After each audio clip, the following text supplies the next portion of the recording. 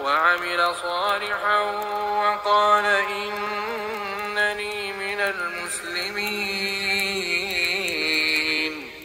ولا تستوي الحسنة ولا السيئة ادفع بالتي هي أحسن فإذا الذي بينك وبينه عداوة كأنه ولي حميم. وما يلقاها إلا الذين صبروا وما يلقاها إلا ذو